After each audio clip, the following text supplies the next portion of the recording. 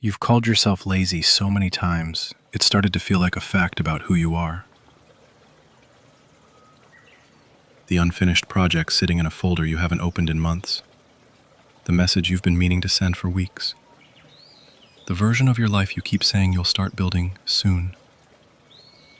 You tell people you're just not a disciplined person, that you work better under pressure, that you'll get to it eventually. Here's what nobody has told you yet. You are not lazy. You are afraid. And lazy was simply the safest word available to explain a feeling too uncomfortable to name directly. The lie of laziness. Laziness, as most people imagine it, doesn't really exist. Not in the way you've been taught to think about it. True laziness would mean having no desire to do the thing at all. But you do want it. That's exactly why it hurts every time you don't do it. If you truly didn't care, the unfinished project wouldn't sit in the back of your mind at 11 p.m., making you feel sick. Genuine indifference doesn't produce guilt. Only wanting something and not moving toward it does that. So if it's not laziness, what is actually happening in that moment you sit down to start and instead find yourself scrolling, cleaning, doing anything except the one thing you said you'd do? Your brain is protecting you from something, and most of the time, that something is fear. The fear of failing, disguised as procrastination. Here's the mechanism, and once you see it, you won't be able to unsee it.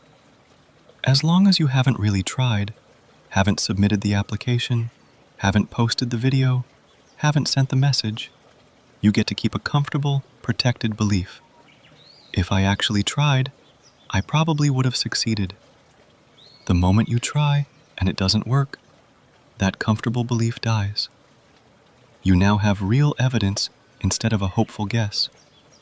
And for a lot of people, that possible evidence feels more dangerous than staying stuck forever in, I could have if I wanted to. So the brain does something clever and cruel. It makes starting feel unbearably uncomfortable, so you avoid it, and calls the avoidance laziness, which is a far less painful label than, I'm terrified of finding out I might not be good enough. The fear of succeeding. This one surprises people because it sounds backwards, but it's just as common as the fear of failing, maybe more. Picture someone who finally starts getting real traction. The side project starts making money. The relationship starts getting serious. The fitness actually starts showing results. And right at that point, without any clear reason, they start missing days, losing interest, self-sabotaging in small ways they can't quite explain. Success comes with new weight most people don't expect. Higher expectations, more visibility, more to lose, more responsibility to live up to who they're becoming. Staying stuck is familiar. Succeeding means stepping into an identity you've never had to hold before, and some part of you isn't sure you're allowed to. So you pull back, right at the edge of it working, and call it laziness. When what actually happened is you got scared of what happens next if it keeps going. The fear of being seen. There's a third version of this fear, quieter than the other two, and it might be the one that explains the most. You don't start the thing because starting means someone might watch you do it. And if you're visibly trying, you're visibly capable of visibly failing in front of people who will notice. Staying private, staying not really trying yet, protects you from that exposure.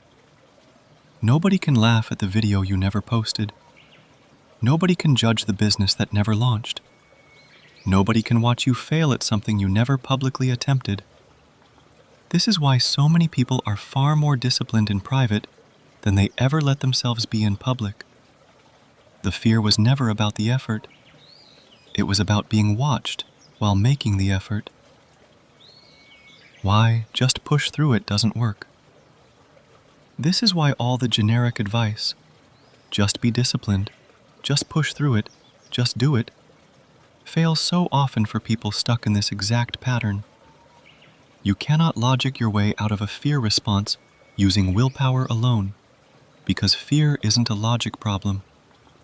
Telling yourself, just start, while your nervous system is quietly convinced that starting is dangerous, is like telling someone afraid of heights to just not be afraid while standing at the edge of a cliff.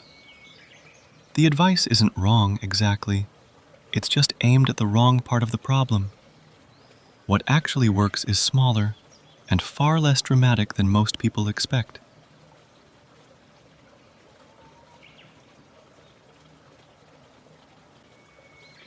What actually works?